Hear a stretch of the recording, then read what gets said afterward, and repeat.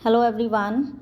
Mission SBI PO 2023 English की क्या strategy, किस प्लान को फॉलो करके आप इतना स्कोर कर सकते हैं जैसे मैंने किया है 29 आउट ऑफ 30 प्री में एंड मेंस में 32.75 आउट ऑफ 40।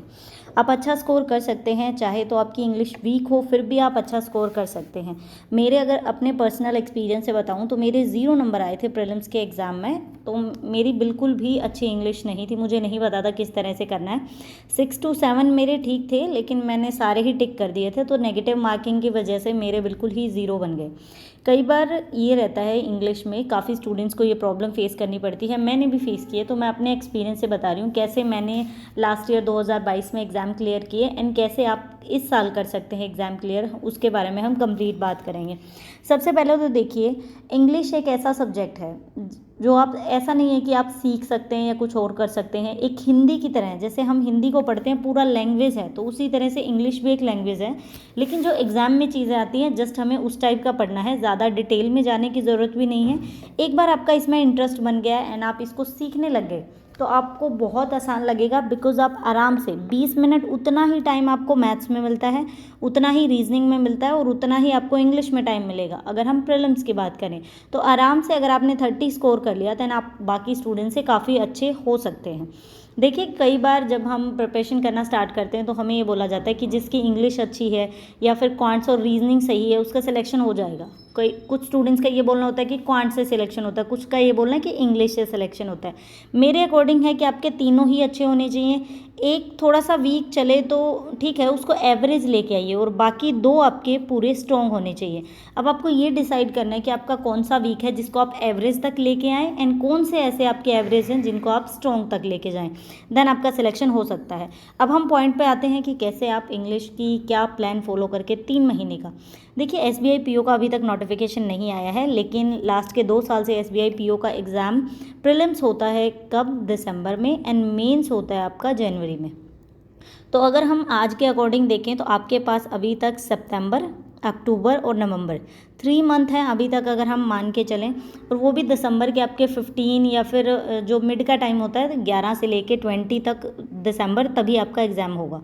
मतलब देखिए, अभी तक हमारे पास अगर हम माने तो 3 महीने। आईबीपीएस पीओ की अगर हम बात करें तो आईबीपीएस पीओ की डेट है आपकी 23 सितंबर और 30 सितंबर और 1 अक्टूबर। तो इसके लिए लगभग आपके पास 20 या 22 दिन बचे हुए हैं। लेकिन अगर आप लोग ये सोचते हैं कि इंग्लिश नहीं है अच्छी, इतना इंप्रूव करने के बाद भी नहीं नंबर बन रहे, 10 से 12 नंबर आ रहे हैं, तो एसबीआई पीओ को आप टारगेट कर सकते हैं। सारे बैंक में से जो बेस्ट जॉब जिसको मानी जाती है वो एसबीआई पीओ है, तो एसबीआई पीओ को आप लोग टारगेट कर सकते हैं। ऐसा भी नहीं है कि आपके पास टाइम नहीं है, आपके पास 3 महीने का टाइम है। अगर आप 0 लेवल पे भी है ना, वहाँ से भी आप प्रिपरेशन कर सकते हैं। लेकिन ये टाइम अगर आपने वेस्ट कर दिया, मान लीजिए आपने आईबीपीएस पीओ के लिए प्रिपरेशन कर रहे हैं एंड आपके बेसिक्स क्लियर नहीं है एंड आप ऊपर से थोड़ा थोड़ा पढ़ते जा रहे हैं, थोड़ा बहुत आपने मॉक टेस्ट दे दिए, तो क्या होगा, ये 23 तक आपका मंथ चला जाएगा पूरा। देन फिर आप सोचेंगे मैं मेंस की प्रिपरेशन कर लूँ, देन आपका अक्टूबर भी हाफ चला जाएगा रिजल्ट आते आते। देन आपको ये टेंशन रहेगी कि एसबीआई के लिए सिर्फ 1.5 महीना ही रह गया। तो अभी 3 महीने हैं, अगर बिल्कुल इंग्लिश वीक है तो भी आप स्ट्रॉन्ग कर सकते हैं। अब वो कैसे स्ट्रॉन्ग कर सकते हैं, शुरुआत से शुरू करिए, बिल्कुल स्टार्टिंग पॉइंट से आपको लगना है।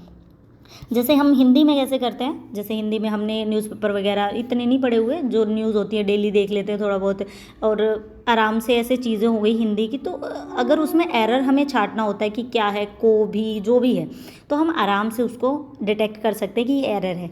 इंग्लिश का भी वैसे ही चीज़ होती है, अगर आपको इंग्लिश एक बार अच्छे से आ गई देन फिर आप एरर ढूंढ पाएंगे।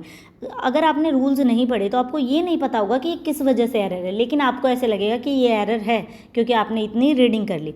मोस्ट इंपॉर्टेंट चीज़ है, आपको इंग्लिश में रीडिंग करनी है। न्यूज़पेपर नहीं पढ़ना चाहते, न्यूज़पेपर मत पढ़िए, नॉवेल्स पढ़ लीजिए, कोई इंटरेस्टिंग कहानियाँ पढ़ लीजिए। अगर किसी को किसी टाइप की कहानियाँ अच्छी लगती है, किसी को लव स्टोरीज अच्छी लगती है, किसी को दूसरी स्टोरीज अच्छी लगती हैं, किसी को ऐसे क्राइम टाइप के सीन, सस्पेंस वाली चीज़ें अच्छी लगती हैं, तो आप लोग वो पढ़ सकते हैं। आपका जस्ट इंटरेस्ट आना चाहिए जितना हो सके, ताकि आप इंग्लिश में थोड़ा थोड़ा आपको पता रहे ए कहाँ लगता है, एन कहाँ लगता है, आइदर और कहाँ लगता है, तो आप लोग क्या करें, अभी टाइम दे सकते हैं, थोड़ा थोड़ा थोड़ा थोड़ा इंप्रूव कर सकते हैं, आराम से करते रहिए।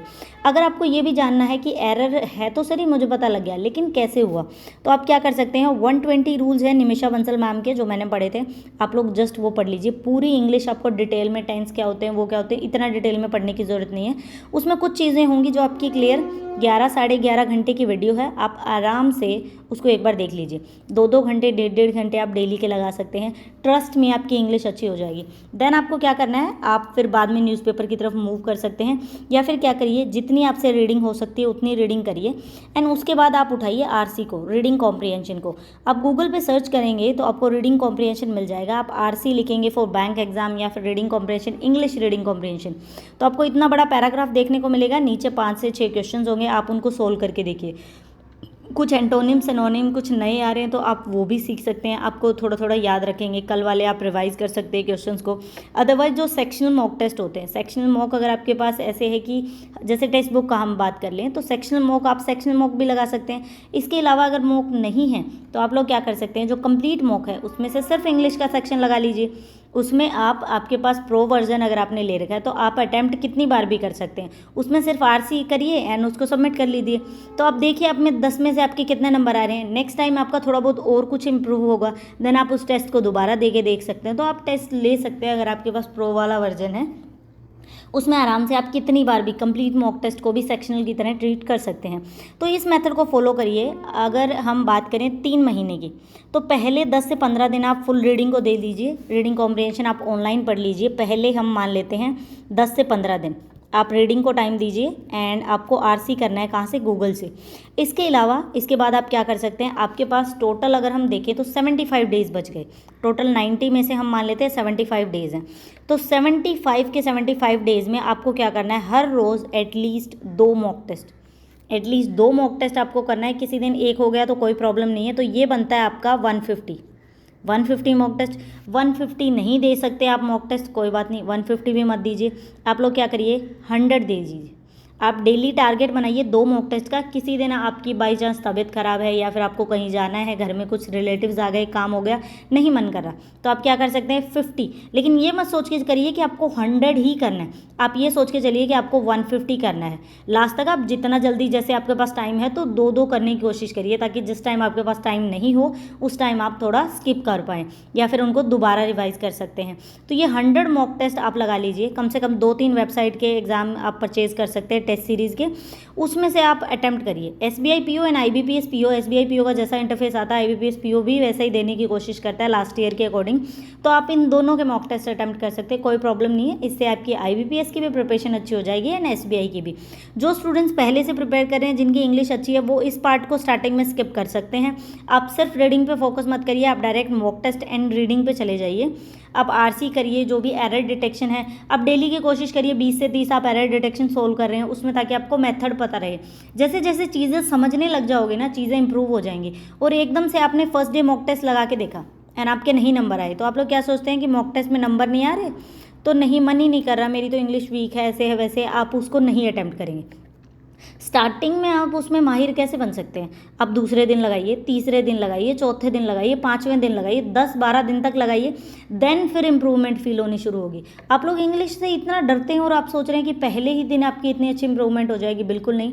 और ये दिमाग से आपके निकाल दीजिए कि इंग्लिश मीडियम वालों की ही इंग्लिश अच्छी होती है। मैं खुद हिंदी मीडियम से पढ़ी हुई हूँ, मैं इंग्लिश मीडियम से नहीं है। मैंने अगर इंप्रूव कर ली तो आप लोग तो आराम से कर सकते हैं, बिल्कुल आप आराम से कर सकते हैं। जो चीज़ हमने पहले नहीं की, इसका मतलब इतने साल हमने स्टार्टिंग की अपनी पढ़ाई में नहीं पढ़ा, तो अभी फोकस करना पड़ेगा, ज़्यादा फोकस करना पड़ेगा। पहले अगर कोई इंग्लिश मीडियम वाला स्टूडेंट्स हर रोज़ अगर वो 1 घंटा पढ़ता था, तो अभी वो 1-1 घंटे हमें ऐड करके उतने सालों के 3 महीने में पढ़ना है। तो देखिए आपको कितना ज़्यादा टाइम देना पड़ेगा, बहुत अच्छे से इंप्रूव हो जाएगी। इंटरेस्ट में आप इस मेथड को फॉलो करिए। अगर आप चाहते हैं तो मैं आपको डेली टू डू लिस्ट भी प्रोवाइड कर सकती हूँ, आपको क्या करना है, बिकॉज अभी मैं SBI PO के लिए ही भी प्रिपेयर कर रही हूँ, बिकॉज मुझे SBI PO का इस साल एग्ज़ाम देना है। तो आप लोग चाहते हैं तो मैं आपको डेली टू डू लिस्ट दे सकती हूँ कि मैं किस हिसाब से पढ़ रही हूँ अभी, एंड आपको स्टार्टिंग में बिगनर है तो किस हिसाब से करना है। आप अपनी प्रिपरेशन जारी रखिए, एंड हम मॉक टेस्ट भी सोल्व करेंगे जल्द ही। आपको मॉक टेस्ट अवेलेबल करवाऊंगी कि मॉक टेस्ट आप इस तरीके से अर्थमेटिक के ये क्वेश्चन सोल्व कर सकते हैं पूरा। अगर आपको एनालिसिस करने में दिक्कत होती है तो जो भी क्वेश्चन हो उसकी शॉर्ट ट्रिक लाने की कोशिश करेंगे, ठीक है। Thank you for watching the video.